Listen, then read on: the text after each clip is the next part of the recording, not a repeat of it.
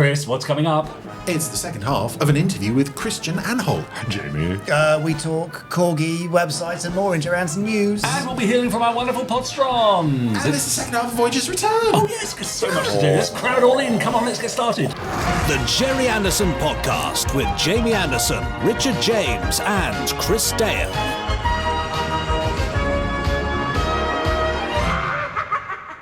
Pod 345. Can we start this? Yes. With 14 seconds of dramatic No, notes? no. Well, it won't work on audio. Let's not do it. Okay, Yes, sorry, stupid. Yeah. Pod 345. 345, Yes. yes. Pleasing, isn't it? It is very pleasing. Yeah. Pleasantly consecutive. You know, I wonder if back in Pod 234, you may have commented on the fact that it was also 234. consecutive. Yeah. You may have even said it won't be until Pod 345 Oh that my we have God. this again. And do you remember we previously referenced that in Pod 123 1, as 2, well? 3, yeah. So, well, we know what's next, don't we? Probably, yes. 4, 5, 6. Oh. Gosh, see you there. Goodbye. No, because in the meantime, we've got lots to get through this week. We have, I mean, yes. it's always exciting stuff on the Gerry Anderson podcast, I think. Mostly, I don't know yeah. if you agree, but it is pretty exciting. Occasionally less exciting, but mostly very exciting. Yeah. It's a real roller coaster. Oh, Yeah, absolutely. Yeah, we've got some news coming up. We've got our Podsterons emailing in. Yes. We've got Christien Anholt, the Randomiser. So much Space cramming. 1989. Yes, and also we have some comments on our YouTube channel. Now, Chris, do you want to take the first one? I'll there? take the first one. Yes, indeed.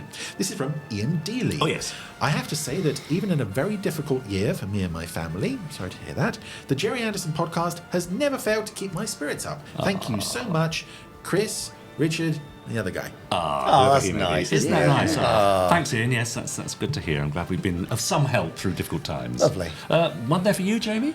Priscilla Brown Yeah. says, I agree with the Podsteron that suggested that more of the Thunderbirds novels should be adapted for the 60th. Also, for the 20th anniversary of NCS, New Captain Scarlet, you could release an audio version of House of Dolls, which is the unmade episode. Maybe a comic to go along with it. What are your thoughts on Very all interesting. that? We've thought about the audios. There are some challenges around the audios which I'm not sure that we can overcome. And then the novels of Thunderbirds, they're really interesting because they're such lovely things, but actually they don't sell terribly well. They don't seem to be that many of you that want them. And that's the bottom line, isn't And that it? is the bottom line. yes. So, but you know, if 1,000 of you ready to go, I know, but if 1,000 of you email in and say, I will definitely buy Ring of Fire, then Okay. maybe we can do that. Not hinting that I may have worked on any of them in particular. Okay, Ring of but Fire. Yeah. if you want it, If you want Ring of Fire, Yeah, you've but got to let us know. it's just such a challenge for all these things because we'd love to do everything, but there's only so much that can be achieved with the time allowed. Well, on a similar theme. Oh, what do they want now? Simon Frisbee commented, if there is a soundtrack CD for Crossroads to Crime. it Right, would be okay, an instant moving buy on. for me. Moving on. And Journey to the Far Side of the Sun, for that matter. Also, says Simon, can we have more Joe 90 merch, please? absolutely. Ooh, I think it's about the time we moved on to the Gerry Anderson news, isn't it? Let's have some Gerry Anderson news. Much better.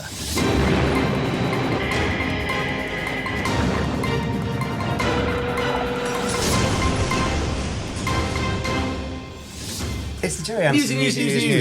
News. You almost didn't let me get it out then, did you? No. No, that's happened before. I can't believe that one. Have you been to gerryanderson.com recently? Have you redecorated? have. I like it. Yeah. Yes. Wow. New website. Yes. Everything in one place. So before, if you wanted to read articles or news, you'd have to go to gerryanderson.com. But if you wanted to buy something, you'd have to go to shop.gerryanderson.com. Well, no longer. Right. All at gerryanderson.com. Incredible. Yeah. Under one roof, in one place, great. all nicely linked. It'll be evolving as we go on. Sure.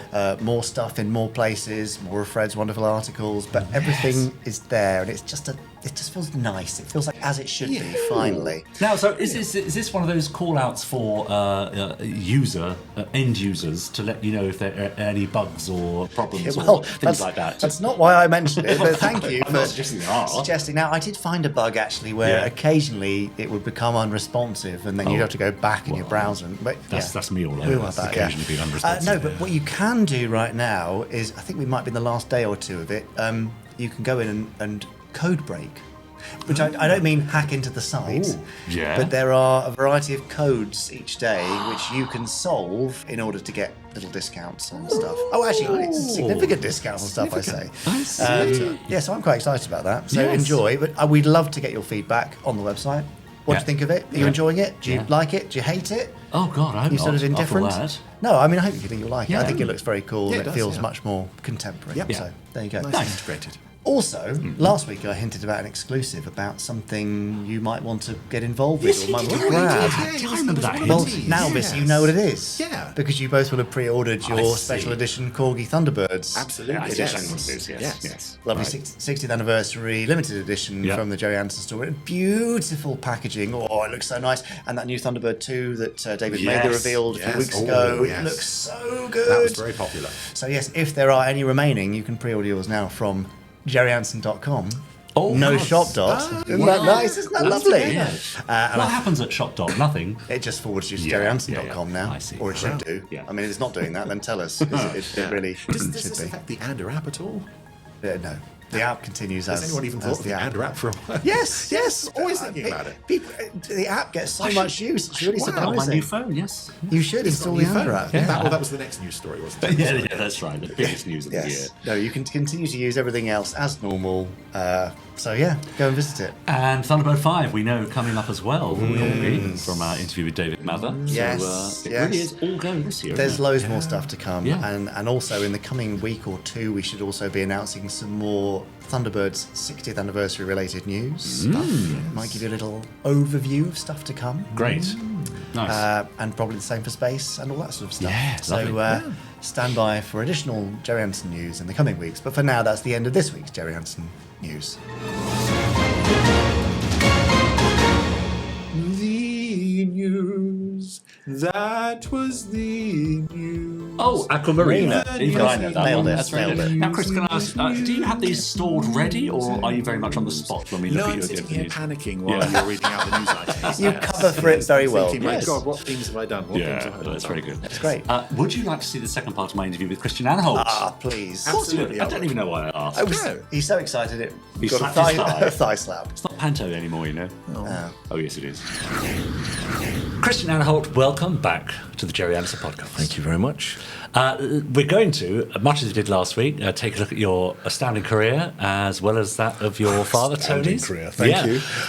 But what's quite nice about meeting you and having you on the podcast is that we're able to celebrate two careers. You know, we have had people who are related to stars of the shows before, and they've obviously found success in other fields. Yeah. So to speak to you about your career is just as interesting as speaking to you about your dad's career, which is lovely. Now, we have a photograph here taken from the Space 1999 convention at Heathrow. Yes. Who are you talking to there? What's going on here? And do you remember it? I remember talking to this lady's name is Yasuko, is that, am I saying that right? Yasuko, yes. Yasuko, that's right. Exactly. And she was part of the cast of Space 1999. And she came across the room. I think she'd been looking for me for some time, but she wanted to talk to Tony's son. Yeah. She had some very lovely memories to pass on about my dad and working with him, and what a lovely man he was, and how generous and kind he was. It's always good to hear, isn't it? Yeah, she had lots of pictures. Yeah, absolutely. Incredible. Yeah, it was lovely. Yeah. But she made an absolute point of wanting to tell me. Yeah. I think, I don't know, perhaps maybe because she knows, you know, I'd lost my dad 3 years ago this year. Gosh. She was absolutely lovely, and we're standing here in front of the mock cockpit. Please tell me you sat in that as well. I did, yes. Great. And I actually did. There's a photograph of me on my dad's lap, and I'm in a pinstripe suit, which was apparently my favourite outfit at that age. So I was holding that photograph while sort of sitting in the cockpit. Yeah. It's funny how life is circular, isn't it? Sometimes it's extraordinary. That's right. Yeah, but they did an amazing job in replicating the cockpit. Yeah, it's fantastic. Do you do many of these conventions? How are they for you? Again, with regards to things like Relic Hunter and all the various other films I mean, I've and done a TV series. few conventions over the years. How do you find them? Varying. I've done some quite small ones, and then some quite big ones. I did Comic-Con at Earl's Court, at Olympia. Yeah, wow, yes. A couple of years ago, and it was like, why am I here? There's Benedict Cumberbatch and huge David stars. Tennant and Jodie Whittaker. And there's me, and everyone's like, who is that over there? Yeah, but it's fun. Yeah. And then really small ones, but generally I'm asked to do them for Doctor Who. Oh yeah. More than Relic Hunter. Yeah. Yeah. The Curse of Fenric is a big deal in Doctor Who circles. Yeah, right. Yeah. And this, I think this is the first Space 1999 convention I've ever done. Do you get the whole fan thing? Do you understand what that's about? To a degree. Yeah. Yeah, to a degree. I mean, I asked that question of some of the audience members as I was giving one of the talks that we did. Yeah. I said, what is it about these shows that keeps you travelling the country? Yes. What is it specifically? No one could give me a precise answer. Yeah. But it's like any interest, I guess. I mean, if you're a stamp collector, you don't necessarily have to travel the world to meet people. Yeah. So I think what differentiates it is the expense that some people go to go and shake hands with someone who was in a show 40 years ago. Yeah, that's right. There were a couple of fans there that had literally just travelled the world. I was obviously self-made and financially secure. Just travel the world, meeting people that they've watched in shows. I mean, if it floats your boat, go for it. And interesting, I mean, very often it's simply a case they want to say thank you. Yeah. I mean, you must get this a lot. Yeah. They want to say thank you. Yeah. And that's quite a sweet transaction, isn't it? Yeah, absolutely. I mean, I've had messages from fans saying that after watching Relic Hunter, they got into archaeology. Brilliant. Like, wow. Yeah, that's amazing, isn't it? Yeah. Well, we get a lot with Gerry's shows. Yeah. We get a lot of people working in the aerospace industry or tech industries. And, Amazing. Emailing saying, I do this because I watched so-and-so. Yeah. It's quite a responsibility in a way, isn't it? Do you feel that too?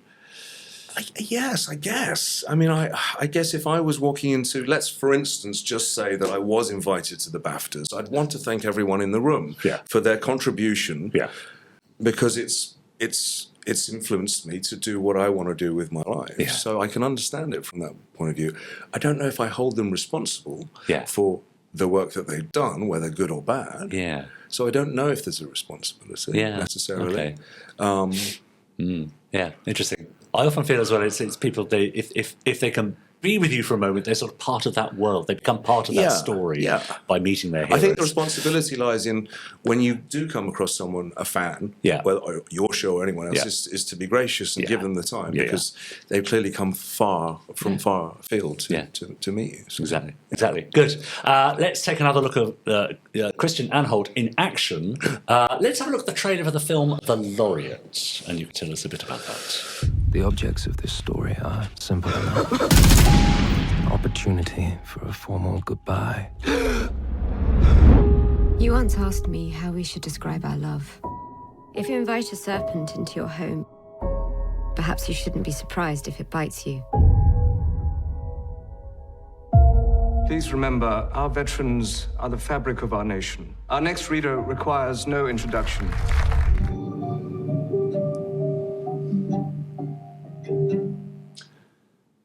Looks right up my street. So what were you playing in that?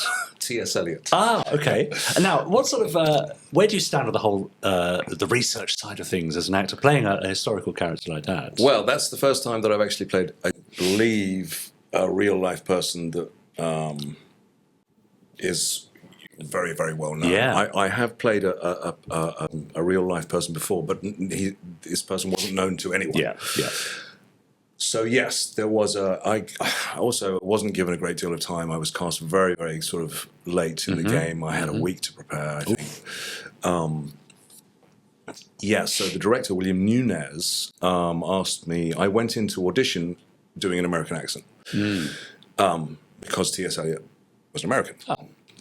He doesn't sound American, though. If you listen to any of his recordings of his own voice, he sounds very, very English. Yeah. So that's something I had to challenge immediately. Yes. He was like, why are you asking me to do an American accent? But yes, I mean, I'm surprised I got cast. I'm not physically like him at all. But yes, I did the best I could. Tried to kind of match the cadence of his voice. He has a particular way of speaking.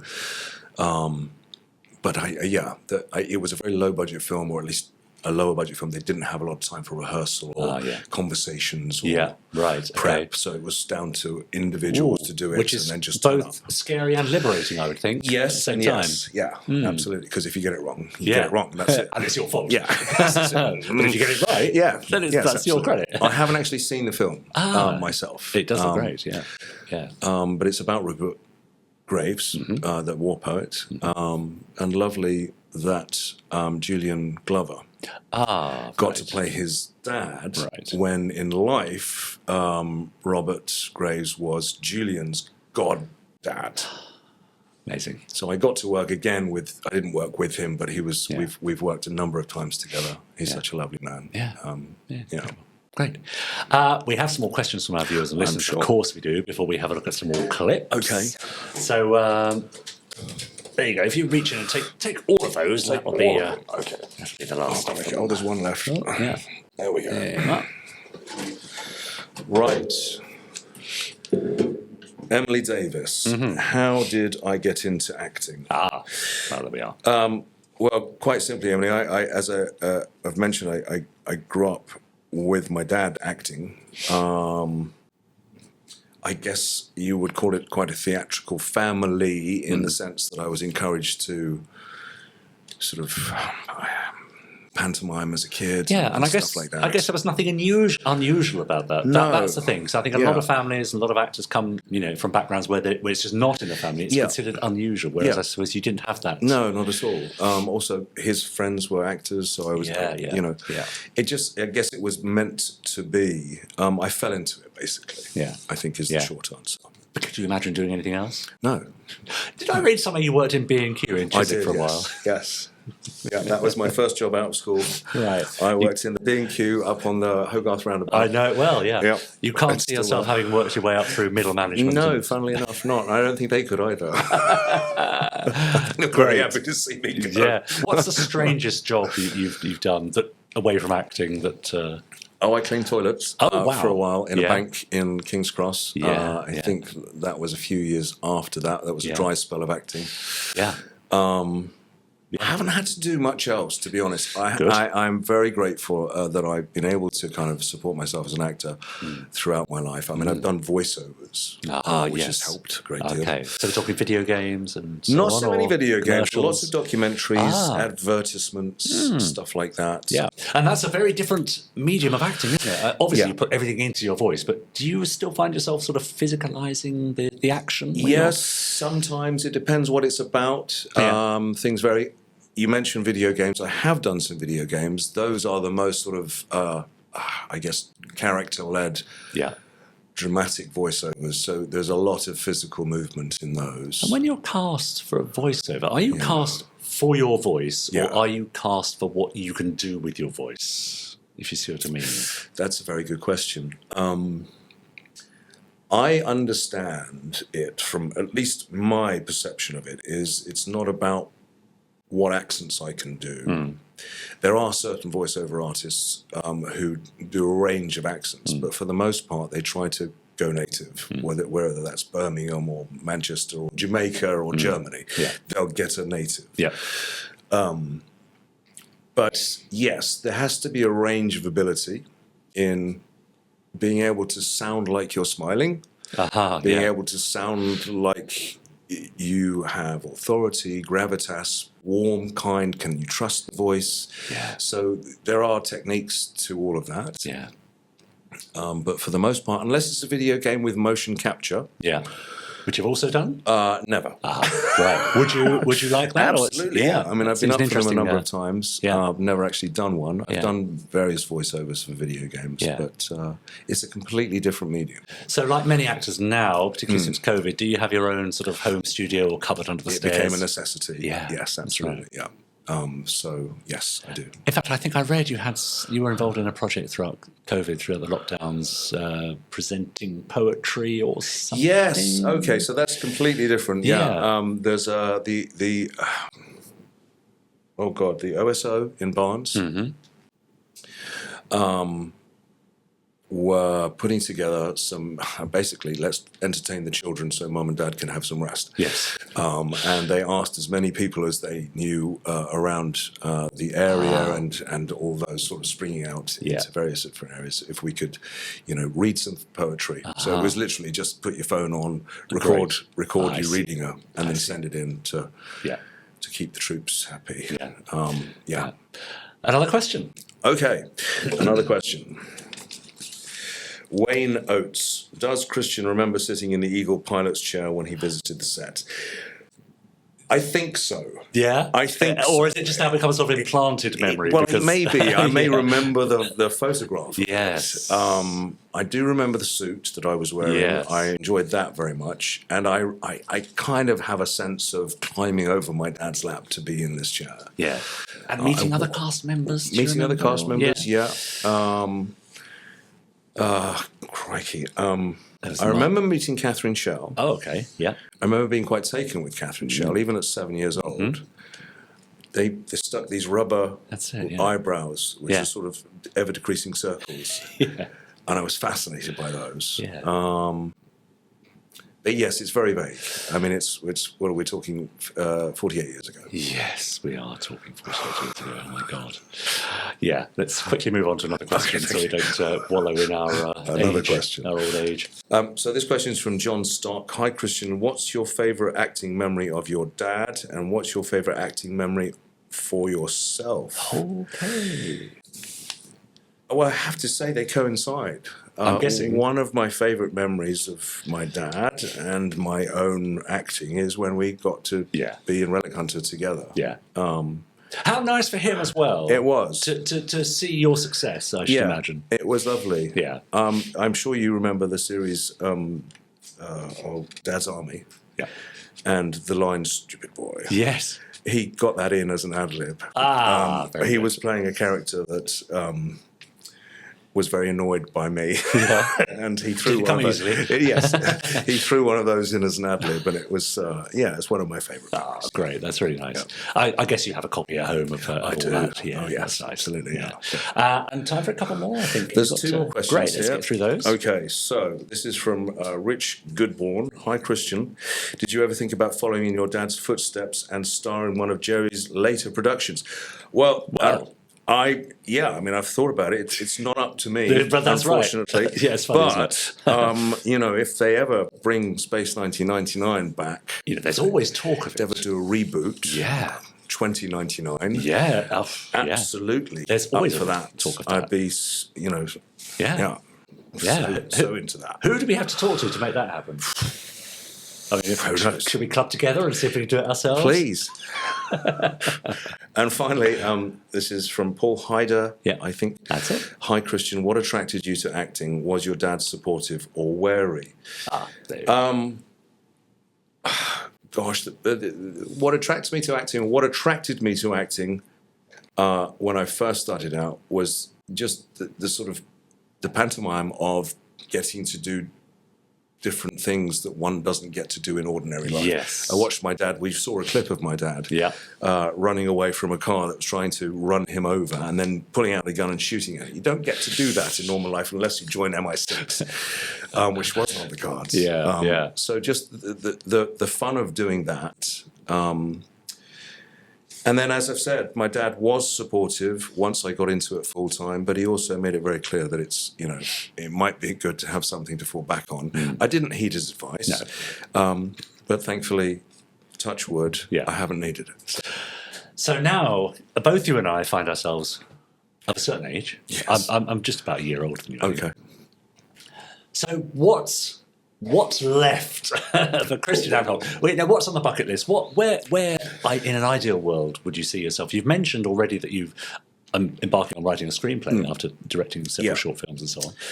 So is that where you could see yourself behind the camera more? Yeah, quite possibly. I mean, I've always had an interest in directing, and I took it upon myself to write a short film, which I literally did everything. So I wrote it, I directed it, I lit it, I shot it, I edited it. I was the sound mixer, locations manager, even the catering. I got a couple of my friends to be in it. Yeah. And I put it into a film festival. It didn't win any awards, but nonetheless, it's up on IMDb as a film that I've directed, written, produced. And what a learning curve, I should imagine. Yes, we were just talking about cameras in the break, and one of the learning curves was, I don't know how to use this. So I've had ideas for films and sort of TV shows for a long time. One of these ideas I had when I came up with when I was 17. I put it to one side, and I've revisited it a couple of years ago. It's a feature film. It's a fantasy. It involves werewolves and vampires. Oh, yeah. I'm not going to give you the twist because that's the thing that feels very significant. Yes. So, yes, I would like to, follow up on that. I find it very difficult to sit down and write. What is it that come easily? The discipline, literally putting the words on the blank paper and all that? I feel quite disciplined as a human being, but I find the discipline of sitting down if I don't know what I'm going to say or if I don't know what I'm going to write. So I've outlined it, and I have sheets and sheets of kind of outlines and character breakdowns and backstories and stuff. The fun stuff. The fun stuff. I just need to implement it. And I guess it's fear of, if I try, it might be bad, but if I don't try, it's nothing. Yeah, that's right. So I just have to get on with it. Yeah. And how far along the process are you? As I say, have you got the title page? I've got the title page written by and the title, and then it goes blank, funnily enough. But I have everything there to lean back on. As I say, it's all been sorted out, as in the story arc, the character arcs, all of those kind of things. So it's just for the doing. Now, when I'm an actor as well. I trained at Bristol Vic, graduated in '92, and the night before my graduation show at the Fortune Theatre in London, I was in Bristol. We were getting the coach the next day, and to mark the occasion, I bought myself a tub of Haagen-Dazs ice cream, and I watched Mel Gibson's Hamlet. Okay. Let's have a little look at the trailer. Okay. So you're playing Marcellus. The character's name is Marcellus. Yeah. Yes, I don't think I'm playing Shakespeare's Marcellus. Is Mel Gibson playing Shakespeare's Hamlet, is the question. Actually, I think pretty well. Yeah, I really liked what he did. Yeah. I know the film did better than expected. That you just saw it back in my head. This was I don't think I was cast for my acting ability. I think perhaps I was cast because I fulfilled the image of something. Okay. But that's okay, isn't it? Yeah. I got jobs because of my nose before. Well, I know that for a fact. Yeah, you take it. They spent a great deal of time changing my hair, so they dyed it 8 times in about 2 weeks. My scalp was raw. It became very orange. I think they were trying to make me look like a cherub. I think Franco had a specific idea of what he wanted me to look like. Yeah. It wasn't a particularly happy time. Okay. I enjoyed working with Mel. I enjoyed being on this production. Franco Zeffirelli. Yeah. But I did spend a lot of time having to avoid certain advances. Okay. Wow. Right. Different without times, getting perhaps. into too many details. Yes, I see. Yeah. Well, I'm sorry I showed it now. If you show the film, you won't see, but I put on a lot of weight during filming. We shot for 14 weeks. Oh, gosh. I just spent a lot of time quite depressed and and eating from the craft services. So you're obviously a very resilient actor and a man, because that's enough to put people off of the profession, isn't it? An experience like that can be. Yeah.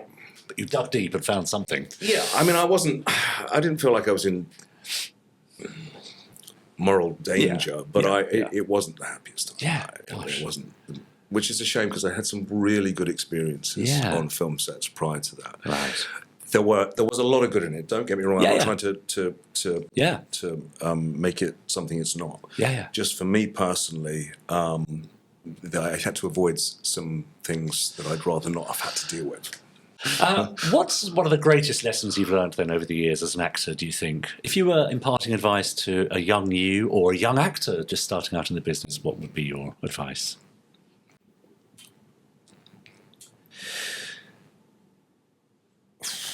Wow, that's really interesting. It's probably changed a lot.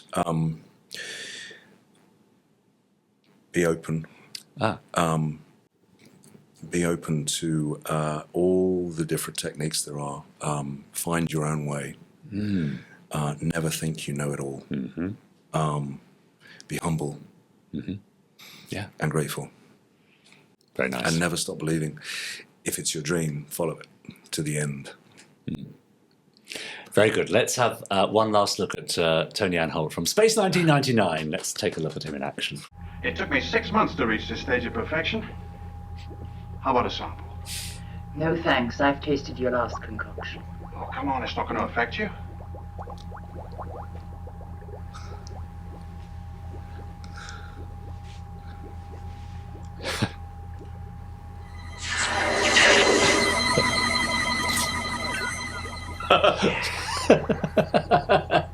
You're right, Tony.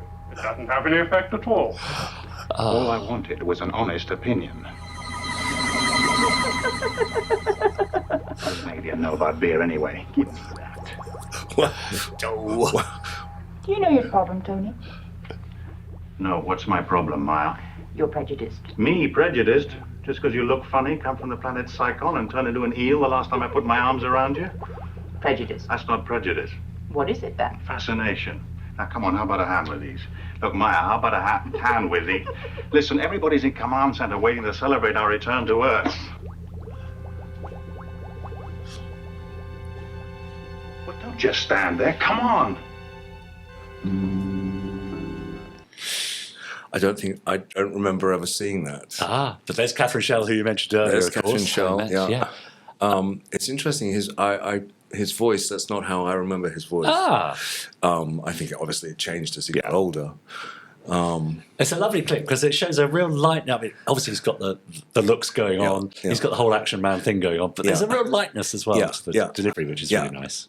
My dad, he had really good comic timing. He didn't get to do enough comedy. Was he generally happy with the way things turned out career-wise for him, with the work that he got and the parts that he played? Do you think? I think yes and no. I think he struggled. He was typecast for some period of time, given the colouring he had. Particularly if he spent any time in the sun, he got very dark. So he was kind of quite often cast as the sort of. It's interesting that the change in the time, because he said, "What does a woman know about beer?" In those days, he was kind of cast as the swarthy, sort of slightly foreign. For Lothario, I should imagine. Yeah, that's right. But I don't know. I don't think he was 100% happy. I think he would have liked the opportunities to do other things. I think he saw roles that he was right for go to others that then was agreed that should have gone to him. But we all have those stories. Indeed. So on the whole, I think he had a fairly decent career as an actor. I think he could look back with pride. Well, he's certainly held in high regard around this table. Well, thank room. you. I can tell you that, and amongst our viewers and listeners as well. But what does the future hold for Christien Anholt? Any projects you can tell us about? No, unfortunately, nothing that's lined up and sort of signed on the dotted line. I've been involved in a TV series called Mallory Towers for a number of years now. I think their last season is about to air. There's also an episode of Father Brown coming up on, I think, the 25th of January, which I'm in.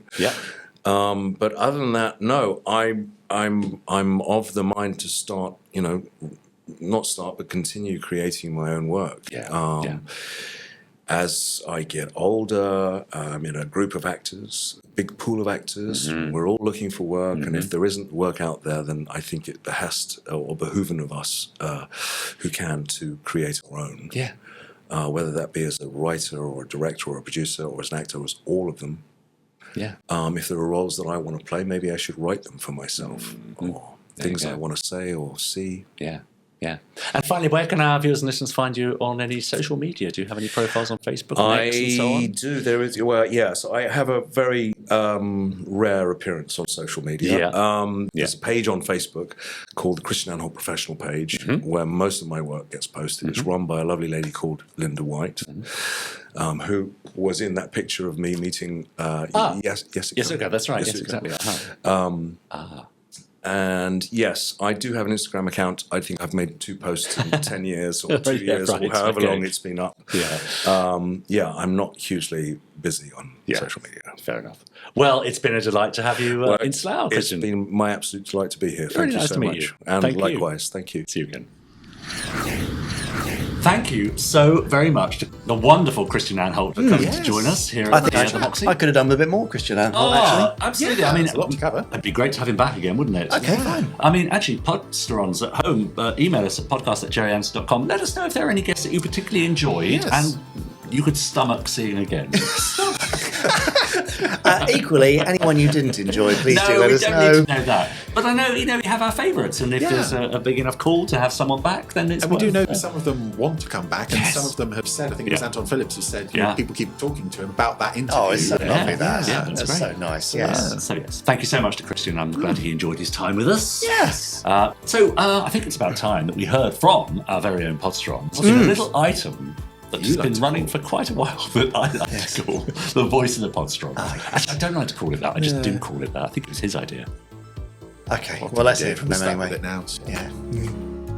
This is the Voice of the Podsterons. 2 long ones and a short one. That could describe us, couldn't it? Really? Really? No. I think we're all similarly heighted, actually. Greetings, podcats. Which means that this must be Mark Perkins. Yeah, exactly right. Hopefully this will reach you in time for one of your end-of-year shows. Oh, not quite. No, almost. Yeah, I'm really sorry. And what a year it's been, says Mark. The highlight has to be in our get-together at the wonderful Birmingham concert. Standby for Action 2. Now available on DVD and Blu-ray. Yes. Far too many From wonderful... GerryAnderson.com. Not shop at GerryAnderson.com. All right, Chris, it's enough. Far too many wonderful things happened that weekend to go through here, says Mark. What happened in Birmingham stays in Birmingham. Went to the Sea Life Centre, yes. So I'll just thank you and all your team and all my lovely Podsteron friends for making it memorable. The main thing I need to report to you, however, is that a Christmas miracle occurred in my house recently, and it was nothing to do with Terrorhawks. It was all courtesy of the Randomiser, and in particular, Richard James. Oh, blooming Richard James. What have you been performing miracles again, it seems. In the worlds of Gerry Anderson, we all have our favourites alongside shows we're not big fans of. Stingray and Secret Service are 2 I never tire of watching, whereas at the other end of the list, languishing alongside Torchy and The Protectors, was Crossroads to Crime. Fair. I'd never seen it, says Mark, and from the dismissive reports I'd read, I had no desire to. But then Richard gave it a score of 4. And everything changed. Yeah. What, he says. Perhaps I've been too hasty. I listened to the 3 of you commenting about it and not being universally negative, so tonight I watched it. I think I was quite universally negative. You were, I think you were. And, says Mark, what a treat. Despite what I expected, I really enjoyed it. Richard was right. It has real drama despite having a minimal budget and a less than perfect script. It so perfectly reflects late 50s British life around the time that I was born, in fact, and Barry Gray's score was so good. So never make assumptions. Thanks as ever for your continuing efforts to keep the worlds of Gerry Anderson alive. Regards, Mark Perkins. There you go. Exactly. It just goes to show there's still new stuff to find and new joys to discover. Yes. Well, we should even that possibly mention that a future podcast guest has agreed to be on the podcast because they saw the Crossroads to Crime Randomiser. And that inspired them. Absolutely Are we allowed to say any more about that, or should we leave it as Let's leave it for now, because we're a couple of months off. She, it turns out, is a fan of Crossroads to Crime, having seen our Randomiser. The world's gone mad. No, it's the world going right. Short okay. One for you, JB, come on. Right, yes. Mine hopefully makes more sense than that. It's from Anthony. Brilliant. Hi guys, Terry Adlam really is the gift that keeps on giving. And we can't stop him. No. When he mentioned a bronzed Tintin. Oh yeah. Do you remember that gag? It's one of these cracker jokes. I thought the answer would be Tan-Tan. Kind regards, Nancy. Yes, Nancy. Works. I agree. Yes. In fact, I think possibly Terry might be out of a job. Yes. What was the answer? I can't remember. It was something about a tanning competition or something, wasn't it? Or... Yeah, I can't remember what it was. We'll hang on till next Christmas. But Tantan's the best answer. Yeah. Thank you. Very good. Chris? Yes, we have one here from A.D. Doyle, who says, "Hi all. Oh, hi. I always listen to the podcast on Monday afternoon as a treat doing the housework." Now, that's a common theme, isn't it? Yes, Amongst our Podsterons. Keep dusting while we continue with this. Missed a bit, yeah. And it has been a staple since I retired 2.5 years ago. Wow. Regarding the Space 1999 celebration next year, which I suppose is now this year, I wondered if there would be a chance to reprint some of the old novels and perhaps put them in a hardback volume. I have some of the paperback books from both series, which were given to me by a relative, but they are a bit worse for wear. Probably fall to bits if I attempted to read them. Also, as far as I can remember and find out, the Tabor from Series 2 was never published. And whilst this is not the best story in the series, it is always great fun to watch, and for completion, either an ebook, audio reading, or printed version taken from the script, which would also be bumped up, would be a great addition. In the meantime, I wanted to say I thoroughly enjoy all your merchandise. Yeah, even Titanic Construction. Which I can afford on my pension, but in particular, I love the novels. And audio dramas, so I hope there are more in the pipeline. Happy New Year to you all, A.D. Doyle. A.D. Doyle, thanks so much for getting in touch. We mentioned the Tabor there, and there was an adaptation of that. I think Powers did a complete volume of Series 2 novelizations in one hardback book, and they had the Tabor specially written for that one. So it does exist. It's just had limited release. Yeah. So it'd be nice to see those. We're talking about this. I just think I might have just thought of a way that we could do some of these. Possibly. Although I may now get in trouble with the team for suggesting it. Anyway, let's see. Okay. But right. I'm not dismissing it entirely. I'm just being mindful of what we can achieve in the time. But, So is a bar to doing this sort of thing, to reissuing old novels and so on, is it rights and so on that's the main concern always? There's rights, and then obviously it's got to be packaged, scanned, fixed, edited. Possibly sometimes there are things that were written in those books that are no longer acceptable to publish, and we have to be a little bit mindful of that. Not that we're kind of being revisionist about it, but if you're doing a new publication, you can't.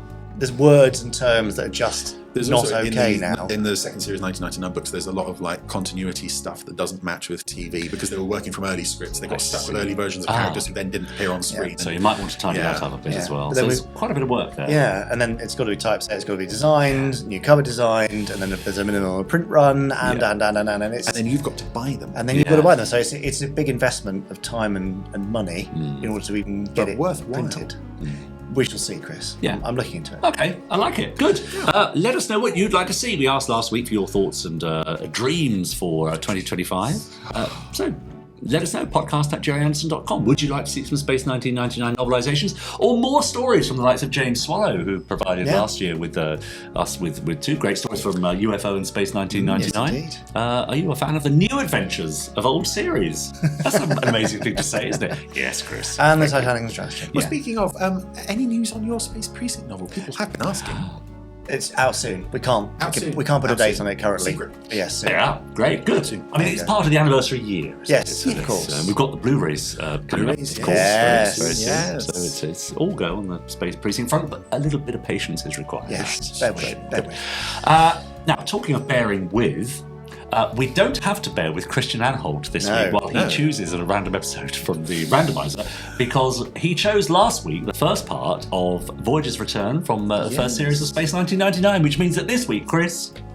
It's the second part of Voyager's Return. Hooray! Yeah. Specs on. We know it's going to be good. I forgot me again. Last time on the Randomiser.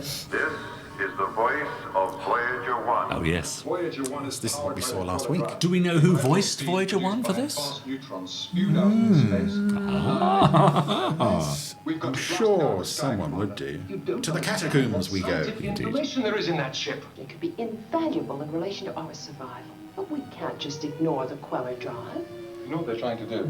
They want to stop it. Shut down its drive. I can't see a name for the voice. Interesting. When I came to Alpha, my name was Queller. I want to know if you can shut down The reveal. so we can get that information. All I can say is that I will do my best.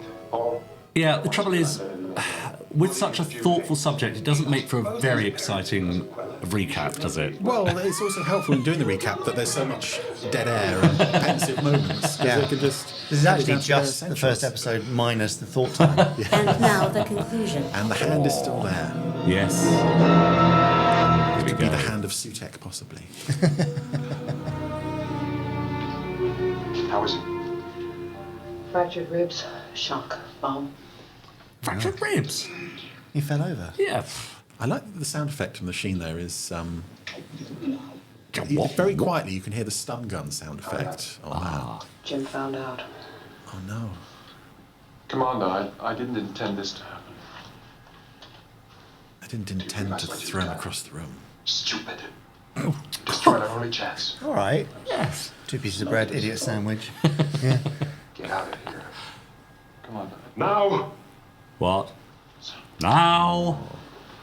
You don't think if you were Queller and you discovered your assistant was the son of 2 people you'd killed, you might ask for a transfer or a new assistant? Or did he know? That's the question. Did he know until Jim was actually throttling him? Would he have known necessarily? You do know. Because also, he's sort of undercover in effect, isn't he? He would think that he didn't know that he was Queller. I mean, it would make sense for him when he first got there to sort of go through the personnel list and think, just cross-check. But And what are the chances? Oh, yeah, yes, no. yes. Oh, no. No, yes, Stay yes. clear of that one. Urgent. Main mission. Wonder what could be going on. Oh, I know. Come on, give some detail, please. All right. May I? Urgent. I'm just going to stand here Urgent, for yes. a moment and just The coffee machine digest is that. broken. How do I do what you can to keep him going? All right.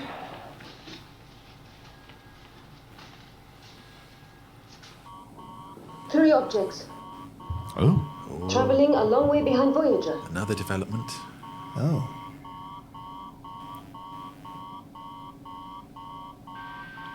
And they are? Positive identification, sir. They're spaceships. Flight path identical to Voyager 1 and heading for Alpha. Oh, look at those like flies. Insect look to them. Yeah. I hope they're piloted by giant fruit flies. Not fruit flies again.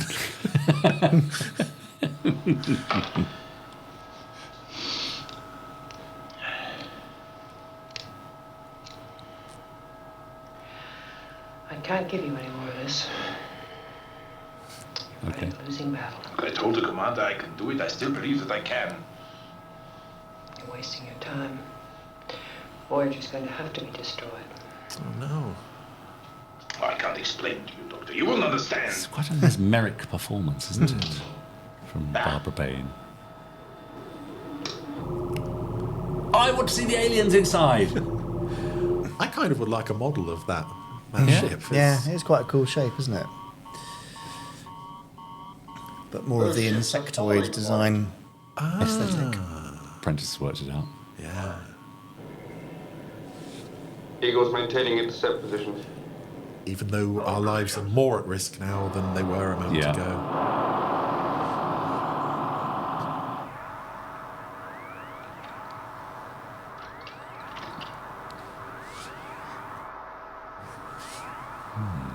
Just trying to get those lights to flash on and off in sequence. Yes.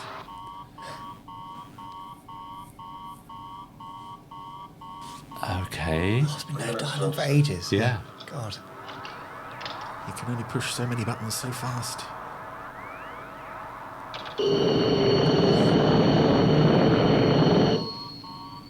Oh, 1 minute. Eagles to firing positions. Copy. All weapons. It's all escalated and ramped up really pleasingly. Yeah.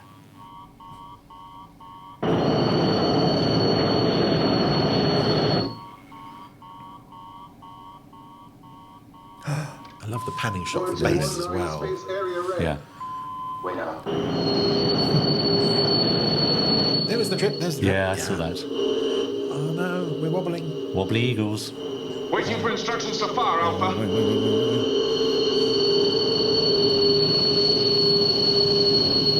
Uh-oh. Fire! Everything's getting wobbly. We've got to get the order, sir, now. Yes, what's he waiting for? Yeah, our 3 guys are out there.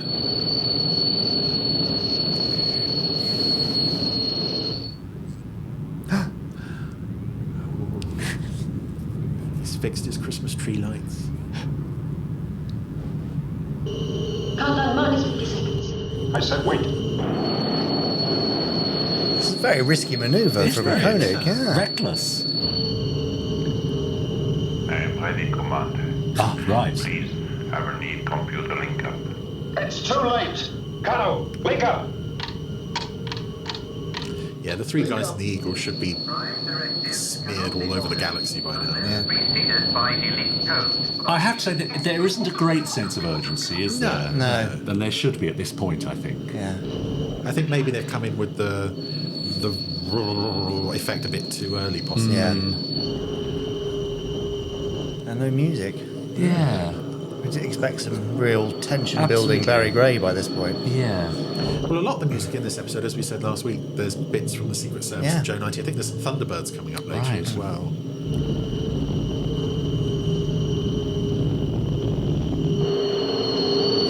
Oh, there we go. Flippy. Very nice. And it's slowed down.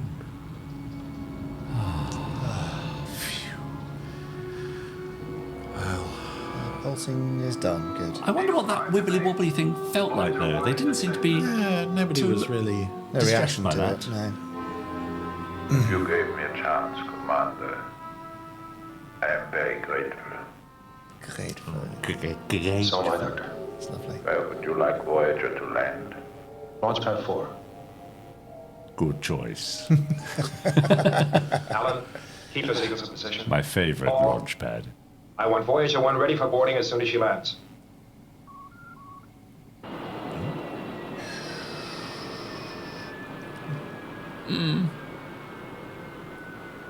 What's that noise? Voyager 1 landing? That was alright, wasn't it? Maybe it wasn't better than designed crashing. ever to land, was it? Oh, So why would it have a... You've done your work. It's convenient for the story.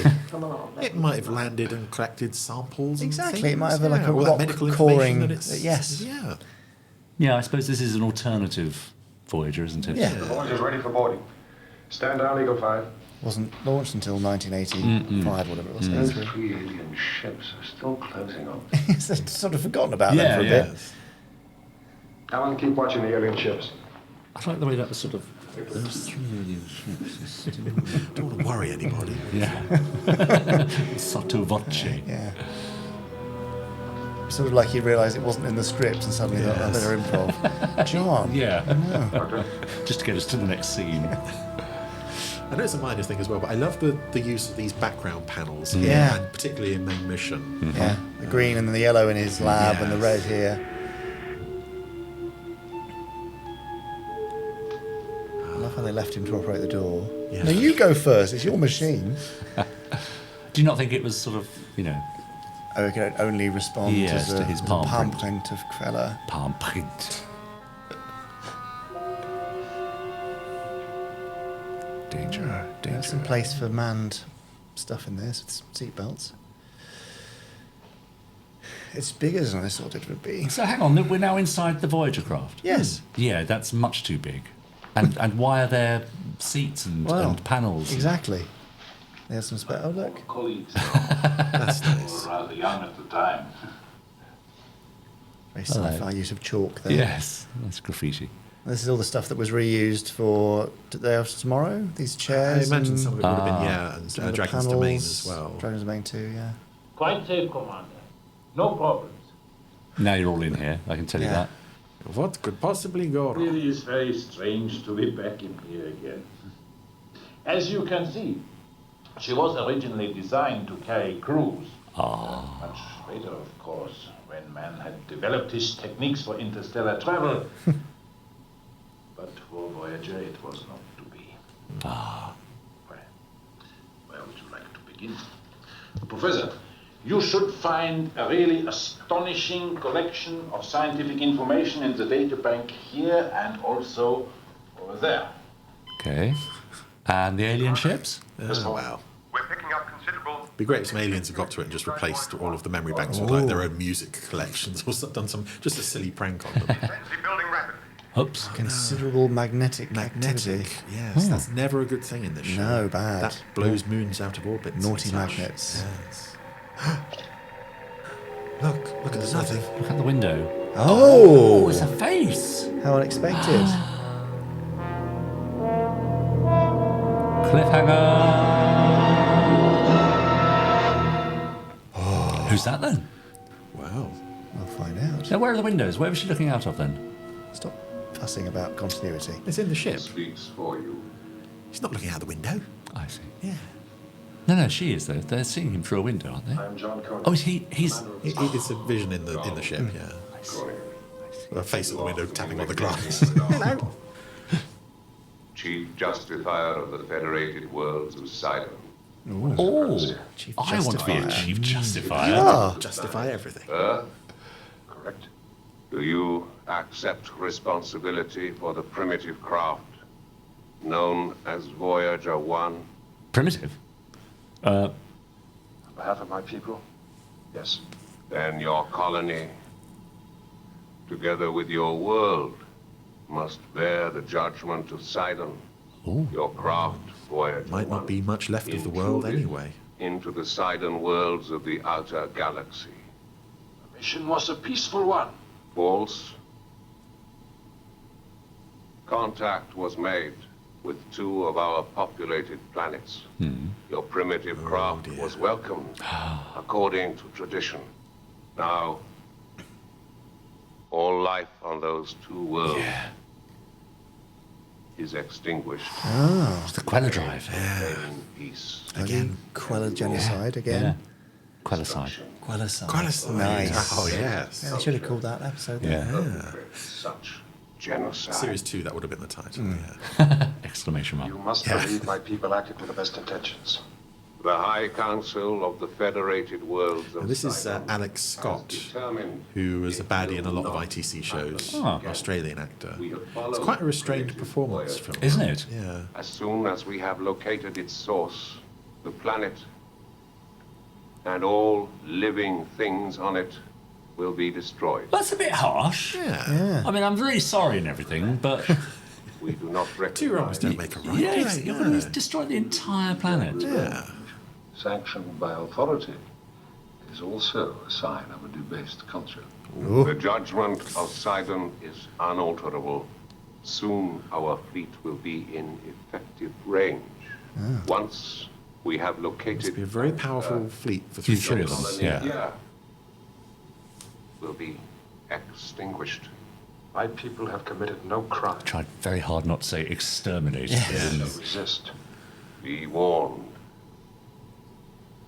Resistance will alter only the manner of your destruction. Not a very catchy catchphrase, really. No. We'll work on that. Yeah. Resistance is futile is That kind of might be better. better, yeah. Oh, yeah, it's Thunderbirds. Oh, dear. And they can't just shoot those 3 ships down. Wow. From the look of those Sidon ships, I don't think much about chances. Yeah, we've only got the one little laser. We're going to give it a damn good try. Yeah. Come on. Let's go for it. I believe in you guys. I feel the only route to solving this is coming on. Yeah. Is to throw some nameless guys with moustaches at it. Yeah. Well, surely it's redemption ahoy for Queller. Oh, yeah. Very upset. Well enough to board an eagle. Yeah. All these years believing I had helped to further the boundaries of man's knowledge. Mm-hmm. And now this catastrophe. Doctor, many people have put science before misfortune. I like as well that in the first half Helena was sort of a bit dismissive of him and saying you're wasting your time, and now that she's seen this is on him as well, she's a bit more sympathetic, a bit more understanding. 2 worlds made lifeless, millions of people dead. Probably billions, I actually. say millions, billions, more like. To harm anyone. They say the road to hell is paved with good intentions. It's paved with Queller drives. And the road to heaven too, apparently. This is no time for jokes. Yeah, it's very serious. Again, wonderful lighting. Yes. It's academic. If you don't want to see her mouth. Who needs to see the mouth?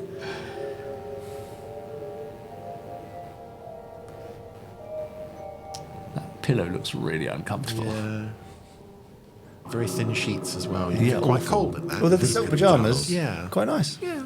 I should imagine the temperature's regulated at a balmy 23 degrees. Well, 23. I would say so. You monster. That's the memory. That's Barry Morse going around putting the thermostat. Yes. Well, it has been suggested that they have to keep the temperature quite low to conserve energy. Which Right. makes a lot of sense.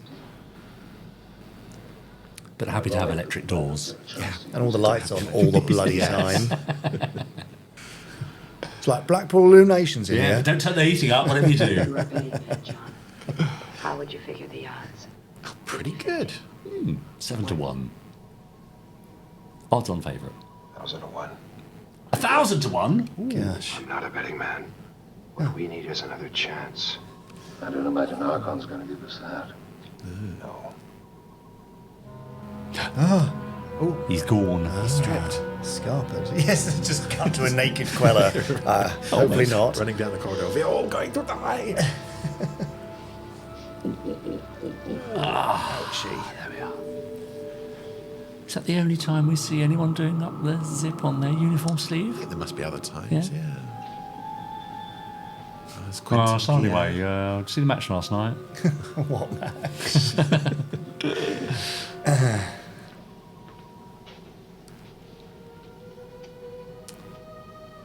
Oh, yeah. Time to do the sneaking away. Sneaky, sneaky. Yep.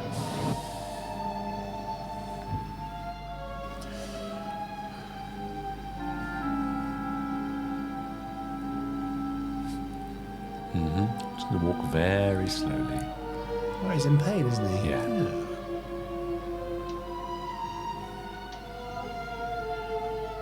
Does T stand for in here, Chris? Technical? Oh, I don't know. I guess so. You can consult the Space 1999 Technical Operations Manual available from GerryAnderson.com. If only I had mine here. Tea's made. Maybe that's the... DVD's made. Yeah.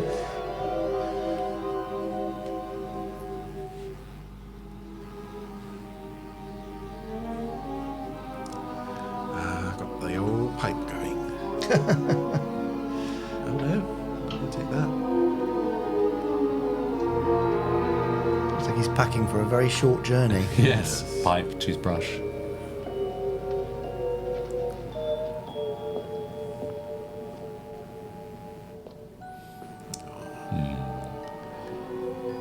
In a way, I kind of think this could be like a sort of almost like a stage play, just focusing on this character. There's a wonderful story to be told there. Yeah, absolutely.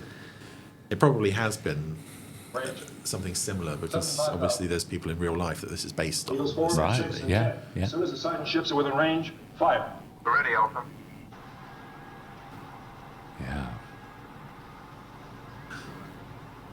Huh. Just build all this. Who's this pipe? He left his pipe behind. He'd never do that. Unless he was intending never to smoke again. That's one way of giving up, isn't it? Right. So sorry. This also looks to be a very dull job in the first series. The receptionist at the travel tube stations. And this is the busiest area of the whole place. Yeah. Oh, sorry. Excuse me. Oh, no, you don't. Please, Jim.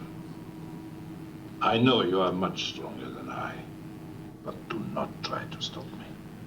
I'm not trying to stop you. I'm coming with you. I love you. What a twist. You must realize, I have no choice. I have to go. But I've lost everything. So. And I have to go alone. All right, you Actually, talk me into you it. put it like that. Yeah. Yeah. All right, go on, bugger off. Well, anything you want me to do while you're gone? I'll look after your pipe for you. He's nowhere in the medical area.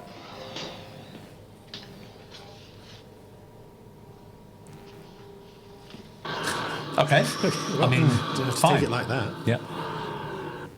You do sometimes feel for Anton Phillips in this show. Sometimes he gets one line per episode. Yeah.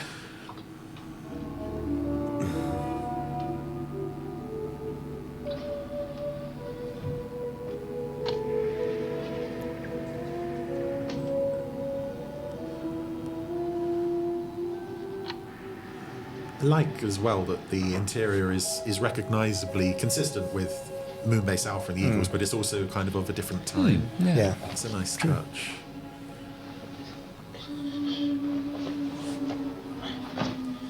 Never liked that coat anyway.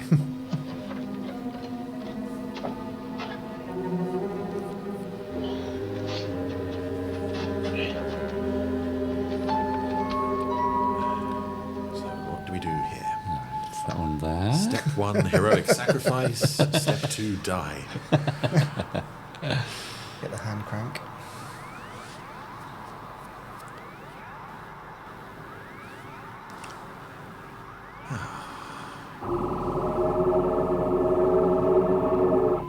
$15,000. Commander, the Voyager. It's taking off. Lyndon. Of course it is. Nice. Lyndon, this is John Koenig. Lyndon. Lyndon, do you read me? What the hell is he up to? Well, what do you think? Yeah, come on. I don't think they look as good from the front view. They look a bit too insecty there. Bug-eyed. What, Martin Landau? Yeah. Ouch. Oh, dear. Very handsome man. Yeah. Signal for Voyager 1.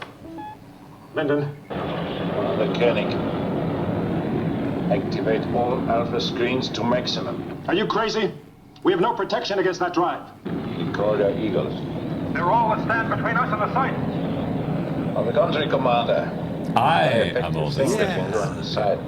I'm going to be a big damn hero. He's cut off. Range 5,000. All Eagle weapons locked and ready to fire. Range 3,000. Those guys have been up there for like 10 hours by this point. Range 2,000. What? Slow down suddenly. Recall all Eagles. Range 1,999. Return to base. But they're coming into range now. Don't I argue. want to kill somebody. Come on. John Koenig, you are wise to recall your primitive fighting craft. In turn, primitive.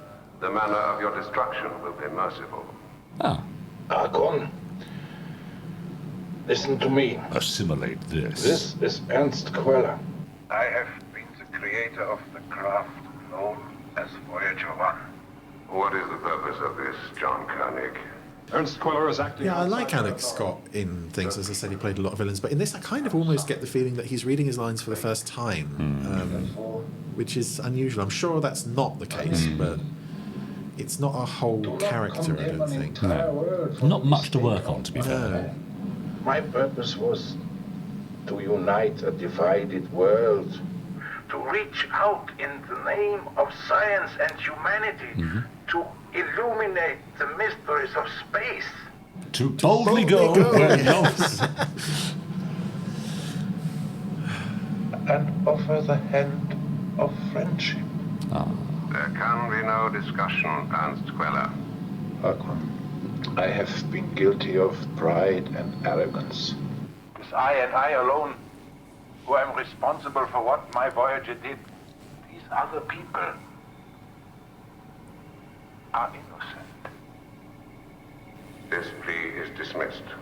John Koenig, prepare to witness the judgment of Sidon. Now that's what it should have been called. The Judgment of Sidon. Surely. Yes.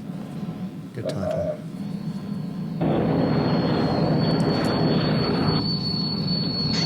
Boom! Oh. He's got the solar panels out.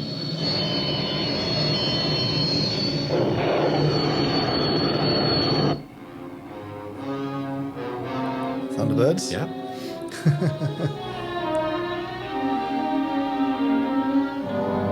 That's somehow it works. Yeah, it Even though does. you know it's from a completely different show, but... Wibbly wibbly time. John Koenig, you have been warned. You do not appear to appreciate that resistance is useless. Almost. Yeah. Yeah, it's better. Resistance is inadvisable. Yes. Oh. Sorry, no, we can't hear you now. You're on mute. Yeah.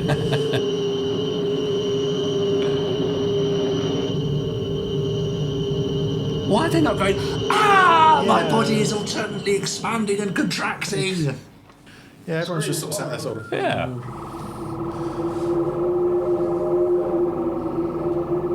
Linden's using the Queller drive in short bursts. Look what it's doing to the silos. Okay.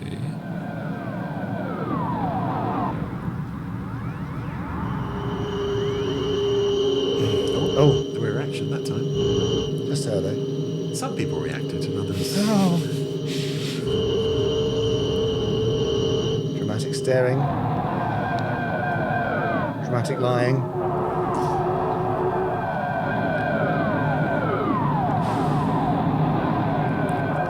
Now to bring up the old self-destruct system. Oh yes, that was mentioned last week, of course. I see. I like that it gets a long way out of shot, just that echoing sound. Before...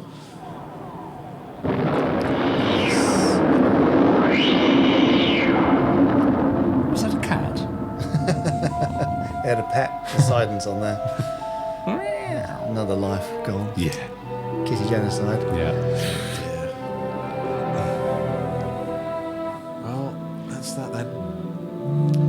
Another one off the personnel roster. Well. Right. Okay, we're gonna... Now, bearing in mind that we don't have much equipment on Alpha and we have to value everything that we've got. Oh. Yeah, so let's just smash up everything. Okay. Yeah. Oh, it's an actor's dream, that is. Moody. And action. Yes. Why, Commander? Why? Good question. To save our lives? Yeah. You work with a man? You think you know him, you come to respect him. And then he breaks your heart. Suddenly, you don't know him at all. This is a really good performance as well. Yeah. And you look at him in UFO and he is just sat at the controls of Skydiver pressing buttons and responding to orders. There's nothing in that performance, but this is good. Haynes, his sacrifice gave us a future. Okay, yeah, fair enough. His knowledge, hope. Now somebody has to carry on his work. Yeah. He left you his pipe in his will. Yeah. Don't let that sacrifice be a waste. This is a memory bank for the Voyager. Oh. After all that, they still got it. That's nice, isn't it? Yeah. Think of all the medical information on that. Yeah, that's right. Get to it. And another slap. And he goes to integrate it into Moonbase Alpha's computers. They're incompatible and he wipes the whole thing. Yeah. Whoops. Okay, there we are. Part 2 of Voyager's Return. Yep. Very enjoyable. Yes. Very enjoyable. I felt the second half was not as strong as the first half. Yeah. I think the introduction of the Sidons is a bit. I can see what they're trying to do. I think it could work, but I don't feel that they're a threat. No, no, and they really should be. Yes. Yeah, it could have been brought in earlier that there was some other echo or something, and then ramp it up. The ending kind of pacing is a bit strange. I agree. Yes. Yeah, exactly. That's what let it down, really. Yeah. I think. It's time for our marks out of 5. Now, had you asked me last week, it would have been very high. Yes. Might even have been a 5. Oh, really? But I have to say, I was slightly disappointed by the denouement. Oh gosh, the denouement. Yeah. So, Chris? It's tricky. I know a lot of people really, really like this one. Yes. It's never been a favourite of mine. I think of that episode as like a typical average Space 1999 episode, and I don't say that to dismiss that episode. I think it's just the rest of the series is, there's so many higher heights. I would say, because it's still very good, I'm going to give it a 3.6. 3.6. Yeah. Interesting. Yeah. I'm going to go 3.75. I think. Yes. That seems a bit cruel because I really did love it last week, but I felt it could have been tighter in the second half, and the threat of the aliens wasn't that. I mean, we didn't really need to have aliens show up. There is potential for drama there, but I suppose sci-fi show aliens are quite happy. It's still very good though. Yeah. Jamie? 3.8 was what I was like. Right. Slightly more than you. Is anyone adding this up, by the way? 3.8, 3.75, 7.55, 3.6, 10.3, 41, 11, something. Anyway, it was quite a good score. Yeah. Podsterons, let us know your thoughts on Voyager's return. Please let us know what we ended up adding. That would be useful. Chris, you can the calculator out. 11.15 out of 15. That's not bad, is it? Thank you, Ross. Thank you, Ross. Join us next time for another episode from the Randomiser, chosen by our special guest, Sharon Mansfield. Sharon Mansfield is our random guest next week. She's not random. She's not random because we invited her here, but she will, Okay. See you next week. Bye. 5, 4, 3, 2, 1. Let's get started.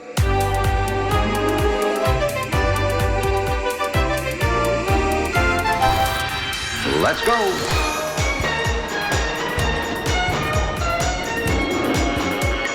Spectrum is green.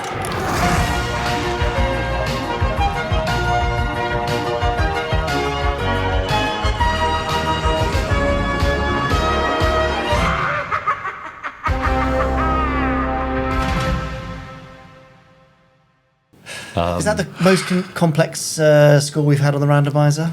I would think I think so, yeah. Normally we're not so... we started doing whole numbers, and then we went for half, and then and now you've gone for 2 decimal places. That's crazy. 3.6 though.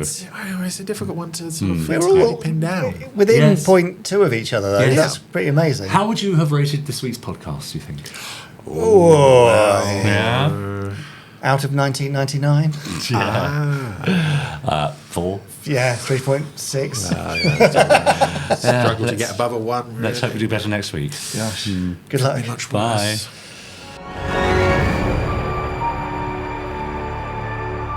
That was an Anderson Entertainment production.